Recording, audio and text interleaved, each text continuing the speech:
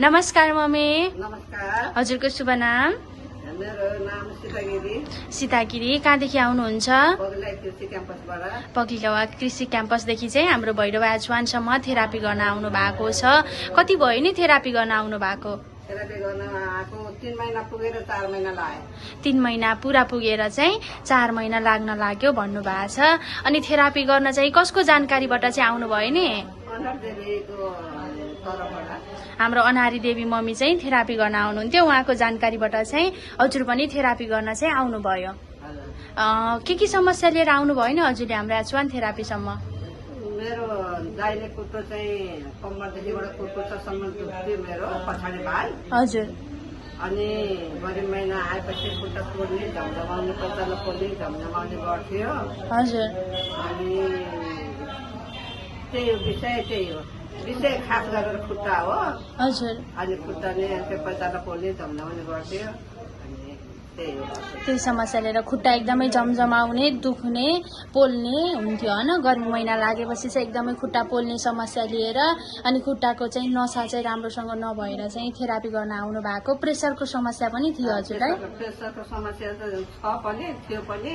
हजुर दबाई लिइराख्नु भएको थियो? दबाई खाइरहेकै छैन। अहिले 2 वर्ष भयो, असारमा 2 वर्ष पुग्छ, अहिले आउने असारमा 3 वर्ष पुग्छ। हजुर। अनि यो खुट्टाको समस्या भएको कति समय भएको थियो नि हजुरलाई? समस्या भएको त भयो 15-16 वर्ष जति नै भयो। 15-16 वर्षदेखिबाट खुट्टाको समस्या लिएर चाहिँ यहाँ थेरापीमा अहिले चाहिँ तपाईँले 4 महिना भयो थेरापी गर्न आउनु भएको। दबाई यत्रो वर्षसम्म कन्टिन्यू खानु भएको छ? काठमाडौँमा गएर एमआरआई गरेर 2 महिनाको दबाई ल्याएको थियो, त्यो खायो। हजुर।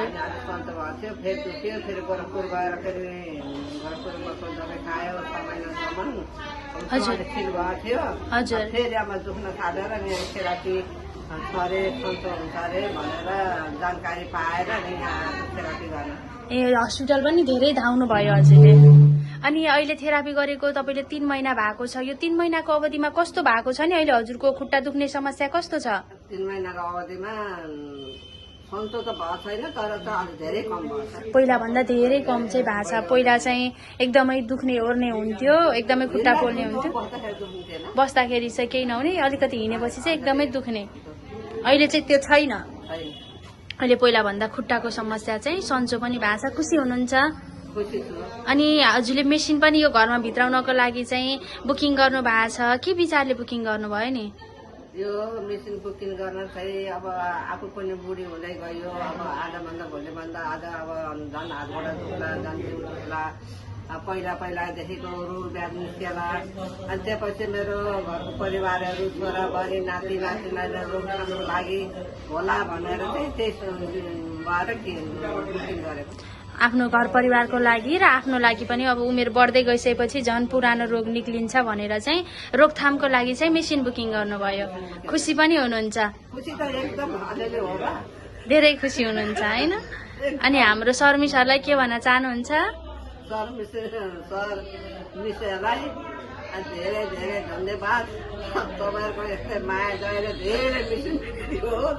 हजुर धेरै होस् भन्न चाहनुहुन्छ। हाम्रो बाबु मम्मीलाई केही भन्न चाहनुहुन्छ सेन्टरमा आउने?